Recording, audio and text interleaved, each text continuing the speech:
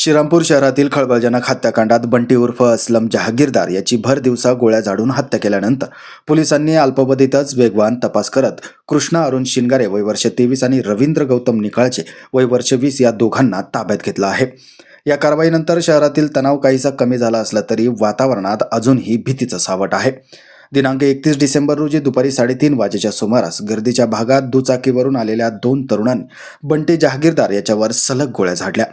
गंभीर जखमी अवस्थेत त्याला तत्काळ कामगार हॉस्पिटल व नंतर अहिल्यानगर येथील रुग्णालयात हलवण्यात आले, मात्र उपचारापूर्वीच त्याचा मृत्यू झाला।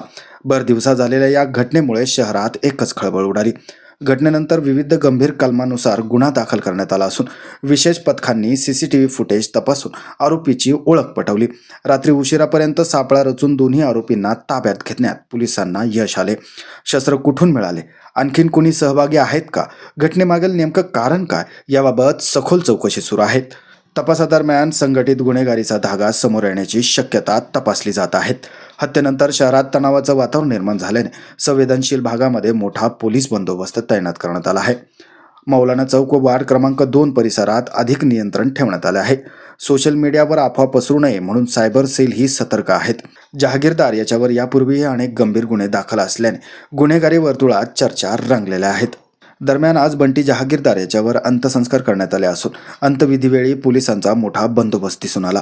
कायदा व सुव्यवस्था अबाधित ठेवण्यासाठी प्रशासन सतर्क असून तपास पूर्ण झाल्यानंतर घटनेमागील संपूर्ण सत्य समोर येईल असा विश्वास पोलिसांनी व्यक्त केला आहे।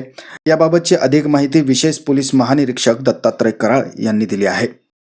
काल दुपारी श्रीरामपूर शहरामध्ये 31/12/2025 रोजी बंटी जहागीरदार नावाच्या व्यक्तीची हत्या झाली। 2 हल्लेखोरांनी मोटरसायकलवर येऊन त्याच्यावर फायरिंग केली, त्यांना शिफ्ट केलं, दरम्यानच्या काळात त्यांचा मृत्यू झाला।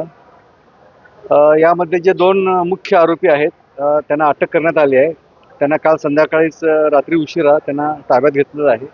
खात्री केली असं त्यांनीच गुन्हा केल्याचं त्यांनी कबूलही केलं आहे। हत्यारे आपण त्यामध्ये रिकवर केलं आहे। त्यामध्ये आणखीन अन्य कोणी आहेत का याबाबत सुद्धा आमचा तपास चालू आहे। सध्या श्रीरामपूर शहरात शांतता आहे, तिथे SP, ॲडिशनल SP आणि आमचा बंदोबस्त आहे आणि आम्ही सगळं लक्ष ठेवून आहोत।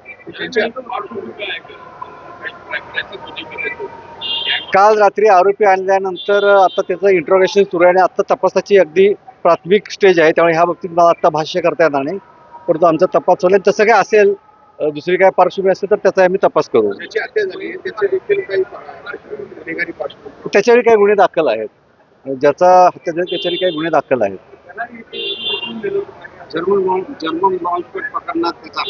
या संदर्भात तपास चालू आहे, बाकी सर्व माहिती आम्ही घेऊन आपल्याला कळवू। माझं गाव चॅनलसाठी स्वप्नील कोपरे, कोपरगाव।